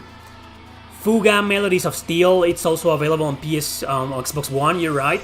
So yeah, it's kind of dark, the setting is kind of dark. Kids, their families have been kidnapped or murdered by the war. So it's a pretty dark game, and yeah, especially the second one. All the ports from PS4. What else? Octopath Traveler 1 and 2. Yeah, I consider those. They have their dark moments. Alright, they do have some dark moments in there because of some characters. Okay, Octopath Traveler 1 and 2, it's valid. It's legit. Definitely. Well, Grandia 2 is now available on Xbox One. It's dark. The Diofield Chronicle, that's another game that I consider for this video. It's pretty dark, it's pretty mature. The things that happen in there, it's also a dark fantasy setting. So, yeah, not that, it doesn't focus on its dark fantasy setting stuff, but yeah. The Diofield Chronicle, man, thanks for bringing that game up. Definitely needed to be mentioned. And finally, the Xbox Series X. So I picked Infinite Wealth.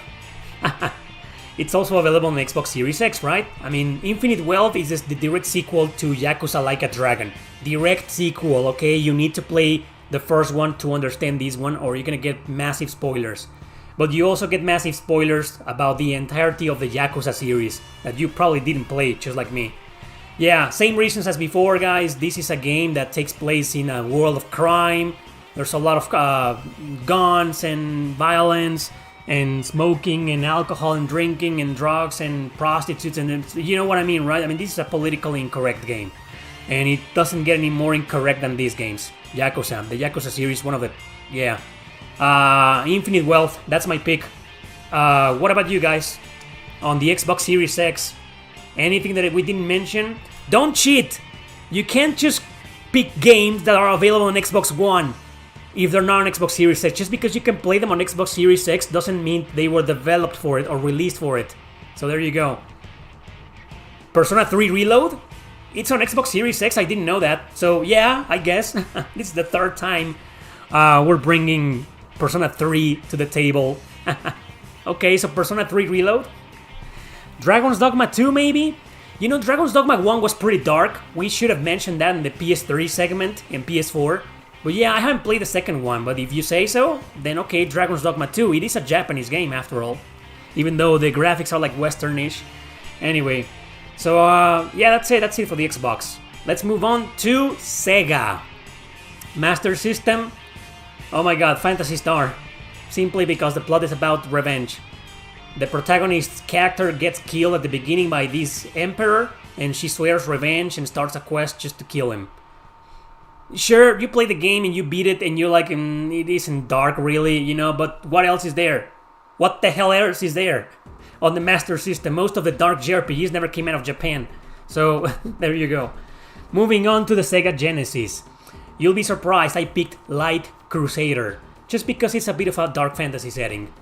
This warrior gets hired by the king and queen because some horrible things have been happening around town, some kidnappings and some murders, you know, some killings in there. So he gets sent to the dungeons to deal with these creatures that are like dark fantasy-ish. So it's not really a game that focuses on its story, you know, but what else is there? The Phantasy Star series, the Shining Force series. Come on, that would have been predictable, and they aren't that dark, to be honest. But yeah, if any of you pick Phantasy Star, okay, I'll admit any of the games have some dark elements. And maybe Warsong, Terry saying Warsong, also known as Land Greaser, because about the war and stuff, and you also fight creatures or seem like from a dark fantasy setting. But yeah, I wouldn't exactly call it dark, but it's one of the darkest in the Genesis, I guess. And there's Solar Eclipse. You mean like Pierre Solar? Was originally released on the Genesis, but I didn't play it, and that's not a Japanese game. I think that's an indie game. Anyway. Moving on to the Sega CD, I picked Dark Wizard. I know most of you don't give a shit about the Sega CD or this game in particular, but it's there.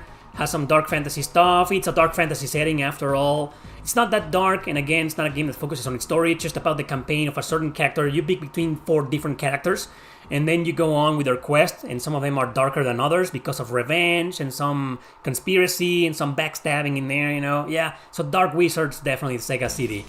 And none of you are going to mention anything for the Sega CD, so let's just move on straight to the Sega Saturn with Dragon Force.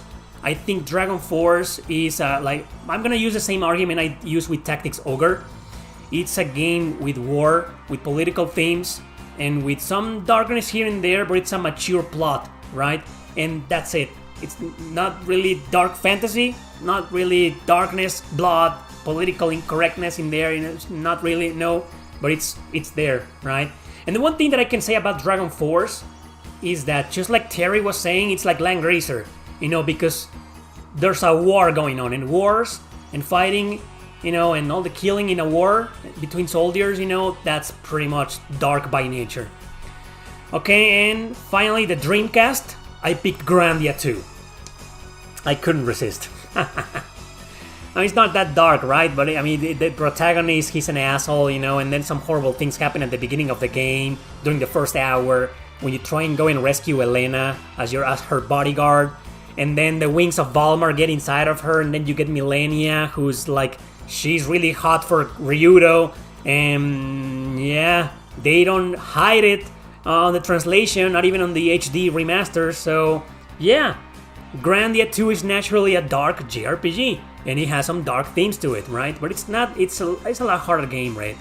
Not, I wouldn't call it like dark fantasy game or something like that, no, but it's the darkest JRPG I could find on the Dreamcast other than Record of Lodoss War that I didn't like, and it's a game that barely focuses on its story. Yeah, there's a Record of Lodoss War on the Dreamcast, in case you didn't know. Now you know.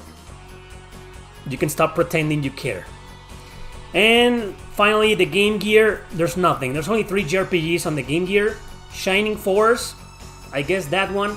Crystal Warriors, there's nothing dark about it. And Defenders of Oasis, there's nothing dark about it. So I guess Shining Force, the Sword of Haya, even though it's like you play with the kids of the original cast from the original Shining Force, I'm sorry, no, Game Gear, no way. And finally, the TurboGrafx 16. You don't give a shit about it. So that's it. That wraps it up. That is it, guys. That is the video. We made another video. We made the darkest JRPG on every console. It was fun, great, a lot of great mentions from you guys. Thanks for participating. That was a blast to do. Of course, as always, I'm going to upload this video on my main channel probably next Friday. So look forward to the edited version of it with my picks, gameplay footage, and your picks. It's gonna be a fun video. So yeah, this is our 4th video with you. An Erick Landon RPG video featuring the fans. I'm gonna change the title in the thumbnails of the previous videos. I'm gonna add featuring the fans. I mean, because you guys made these videos. Yeah, it was fun. It was a lot of fun. So that's it. Oh, I gotta say it, you know. So that's it. That was my list. That was your list. Those were our picks. Thanks for watching. Don't forget to subscribe and share this video with your friends. See you next time. Now I'm still here, guys. I'm not going anywhere. We still got some time for your goddamn questions. Oh man, that was a blast. So many dark JRPGs you couldn't think of, huh? I see a lot of people saying, oh, there aren't a lot of dark JRPGs out there. Well, this video was proof that there's a lot. Not too many. I still think like 7 or 8 out of 10 JRPGs in existence aren't exactly dark. Well, it's more like a lot of JRPGs have these dark moments to them. I saw a lot of mentions that were like, that game isn't dark. Somebody mentioned, for example, Tales of Vesperia, and I was like, not really. But I think a lot of JRPGs, like Vesperia included, what they have is these small dark moments. Right? So not really. Yeah, Valkyria Chronicles. Nobody mentioned the Valkyria Chronicles games. Not even me. Damn, we should have mentioned that one. It's a mature setting, man, about war and shit, so yeah. Maybe I'll sneak a picture of it during the editing, even though nobody mentioned it. Anyway, back to your goddamn questions.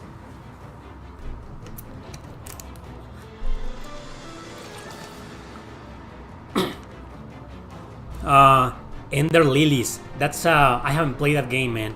I know it was developed by pretty much the same team of Redemption Reapers. I really want to play that game, and I keep forgetting about it. Ah, man. Ender Lilies, I'd love to play it. Does Deadly Premonition count as an RPG? No, it's more of a survival horror game, right? Like an adventure game. I don't think it's an RPG.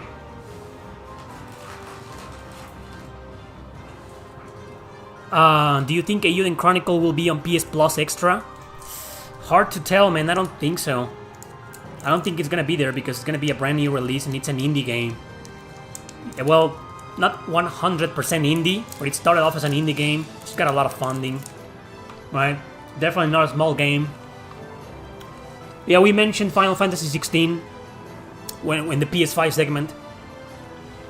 Why is Mad World not so popular? I know it's hack and slash. Okay, so that's the one, the Wii, right? That's a pretty violent game, probably because of that, because it offends people. And also, you know, I personally don't like hip-hop or rap music. Nothing against it. I think it's cool. Rap and hip-hop, after all, influenced new metal. And I'm a fan of new metal. You know, a big fan of Deftones. So, nothing against rap and hip-hop, but that game is full of that music. And it's kind of weird listening to that music in a violent environment. Right? You would expect like something like black metal or thrash metal, you know, while you're violently killing everybody in the game. And instead they put this like rap and hip-hop music that's kind of like weird and doesn't really fit in the game. I don't think that's why it isn't that popular, but I always found the soundtrack kind of like weird in there. But the lyrics are kind of violent of the songs in there. But anyway, yeah, Mad World, the only reason I can think of is because it's just too violent. It's a very violent game on a Nintendo system. East 1 and 2 will be my pick for the TurboGrafx 16 for the Bell Tower section. Yeah. Though I will pick East 3. JRPG is where you play as the villain. That will be a spoiler. Unless you know from the beginning of the game that your character is the villain. Ender Lilies is a Metroidvania. I know that. Because I only want to play it because it's dark. And because it's connected. I mean, it was developed by pretty much the same team of Redemption Reapers. So that's my only reason, man. I'm probably not gonna like it, but I've enjoyed some Metroidvanias in the past. I know I've said before in public that I'm not really a fan of Metroidvanias. I'm not. But I liked some of them. It's not that I'm against the genre. I like some of them. I liked a lot Bloodstained, Ritual of the Night. That was excellent. Sword of the Vagrant. Even though that's more of an action RPG, it's still a Metroidvania. You know, you go around back and forth between areas and exploration, blah, blah, blah. You know, like that, right? You know, I want to play a game called After Image so bad. I think it's a little bit cheap right now on the PS4 and PS5, so I'll keep waiting until it's like a little bit cheaper, because I've seen it for sale before, but I didn't get it. If it goes on sale again, I'll get it. After Image. I like it.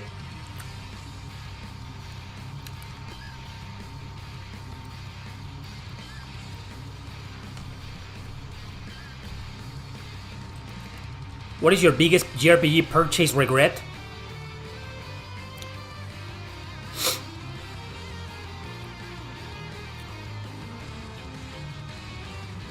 I'm trying to decide. Okay. I don't know. I just don't want to mention some of the games that I bought on day one because I needed them for the review, like Shin Megami Tensei 5. Didn't get a review code. Xenoblade Chronicles 3, Super Mario RPG. I paid full price for them. That's a taboo for me personally. I don't buy games at launch.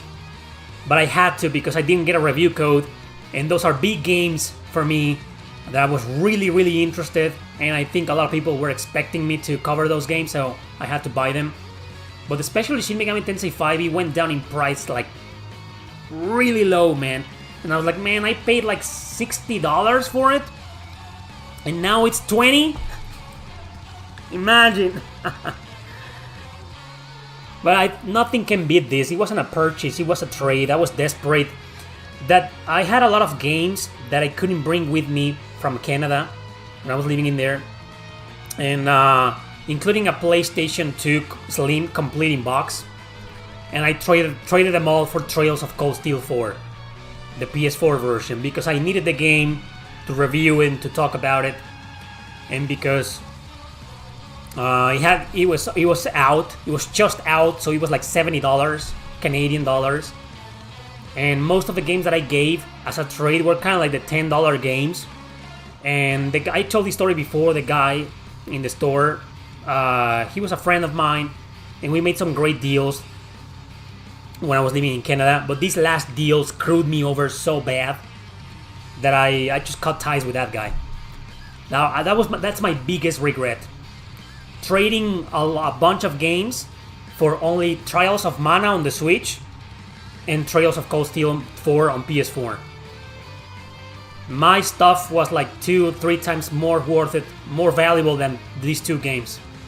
That is my biggest regret, man. It wasn't a purchase, but it was like... I'll regret that for the rest of my life. Check out Blasphemous.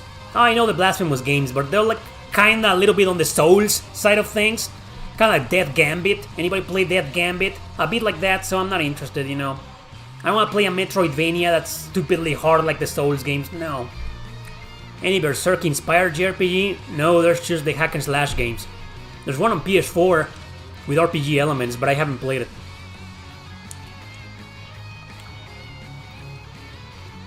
The Warning? Never heard of them. I didn't know they were from Mexico.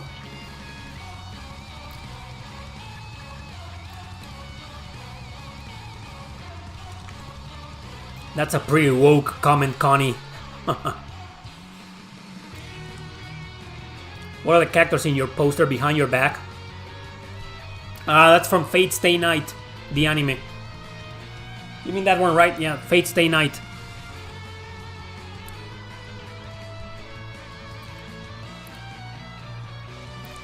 The Social Gato, 92. It's been like 4 streams. And in every one of those streams, you ask the same question. No, I don't think it has great world building. Is there any chance for a video on the most rare stuff from your collection? Oh, it's already there. It's on my second channel. Actually, there are videos on my main channel as well about the rarest JRPGs in my collection. On my main channel, you'll find the rarest JRPGs in my collection from PlayStation consoles, and another video for the rarest Nintendo JRPGs on Nintendo consoles. And then there's one on my second channel called My JRPG Holy Grails. In fact, if you click on my second channel, it's there. It's right there, the video. You should see it. So, yeah, check it out. So I've done videos before. What's that t-shirt? This t-shirt, this is a The Cure t-shirt. The Cure, the band. Yep. Not the best lineup, in my opinion.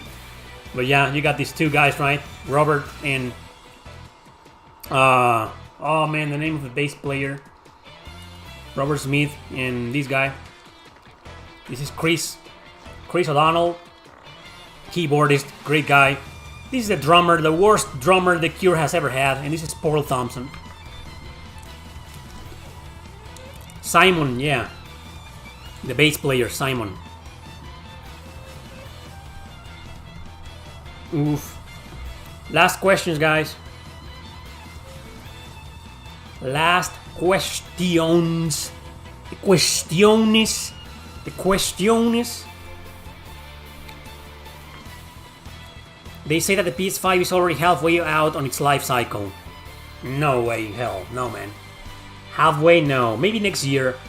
I mean, it's only not even 3.5 years old. No way is it on its halfway on its life cycle, man. No way. Who's saying that?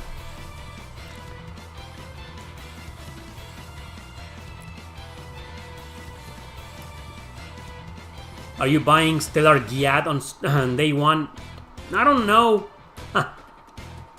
I'm not sure yet. It's pretty expensive here in Mexico. I don't think so. I think Stellar Blade is a game that's going to be reviewed and covered and talked about everybody and their mom. So I don't think a lot of people will be looking at me or my channel for a review of it.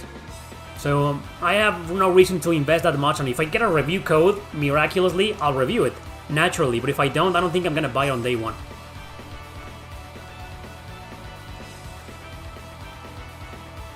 No way, man. I don't think this is... Anyway. Of this generation, the best RPG home for now is the Switch, right? Since the PS5 has most PS4 stuff, and Xbox is, well, Xbox. If you don't consider PS4 as current generation. If to you the current gen is just PS5, Xbox Series X, and Switch and Steam, then Steam. Steam has everything, man. Even though I'm not a fan, Steam has everything. Well, maybe not everything, but like 90% of JRPGs out there, or indie RPGs. It's a crap ton of indie RPGs and Western RPGs that aren't available anywhere except on Windows. Oh yeah. But I'm a console guy, so when it comes to consoles, I'd say the Switch, yeah. Switch versus PS5 in terms of RPG catalog, definitely the Switch, yeah. But nothing beats the PS4. Did you play the Fate Stay Night visual novel or just watch the anime? Both. I watched the anime, became a fan, played a little bit of the visual novel, and I was like, interesting visual novel. I didn't finish it. Hiroki Totoki, the PlayStation CEO, was the one who said the PS5 is halfway through its life cycle.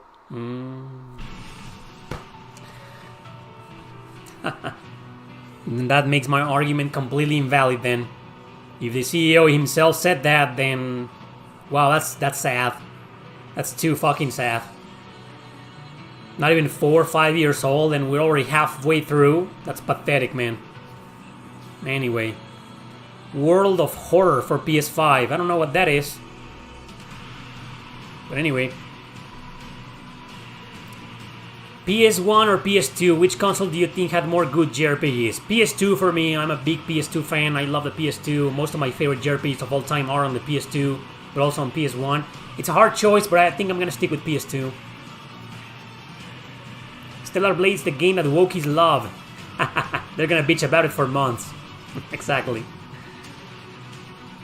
Switch has a pretty nice JRPG library. Yeah, it does. I gotta go, guys. That was it. Yeah, video will be available next Friday. Thank you for participating on it. Thank you for being here. Thank you for being a fan. I had a blast. Hope you had a blast too. It's always a blast making these videos. More will be there in the future. A few per year. That's what I'm thinking. So, thank you for being here, guys. And thank you for asking your goddamn questions. And thank you to everybody who donated. That was awesome. You guys are awesome. Take care, everybody. And